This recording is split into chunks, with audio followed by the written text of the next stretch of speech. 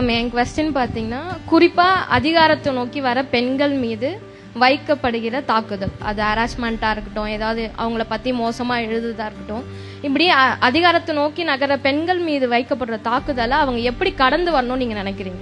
ஒரு பொது தளத்துல பெண்ணை பாக்குறதே நிறைய பேருக்கு பிடிக்கிறது இல்ல. அது ஜேர்னலிசமா இருக்கட்டும், இல்லைன்னா மெடிக்கல் ஃபீல்டா இருக்கட்டும், எதுவா இருந்தாலுமே they don't want to see women there on par. And இது வந்து பாலிடிக்ஸ் அப்படிங்கிறது ஒரு பவர்க்கான ஒரு ஸ்பேஸ், சண்டை நிறைய அதிகமாக இருக்கக்கூடிய ஸ்பேஸ். ஸோ அதை வந்து ஒரு விமனோட ஷேர் பண்ணிக்கிறதுங்கிறது இன்னும் கஷ்டமான ஒண்ணு. தவறு பொது தளத்துக்கு வந்து ஒரு ஜேர்னலிஸ்டாவோ ஒரு பெண்ணோ ஒரு கருத்து வெளியிடும் பொழுது கூட அந்த சோசியல் மீடியால வர ட்ரோல்ஸும் அவங்களுக்கு வரக்கூடிய எதிர்வினைகளும் அவ்வளவு கீழ்த்தரமான, அவ்வளவு மோசமான விஷயங்களை தான் எடுத்து சொல்றாங்க. ஸோ அது நிச்சயமா மாறணும். Of course we have to take action against people who do that. Half the time I don't even read the comments. எதிர்கருத்தா இருந்தா கூட சிலது தான் ஆக்கப்பூர்வமாக இருக்கு.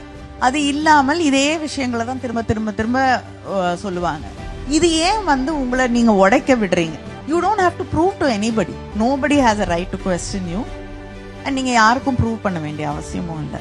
So I think just don't care about it and do what you believe in and go ahead.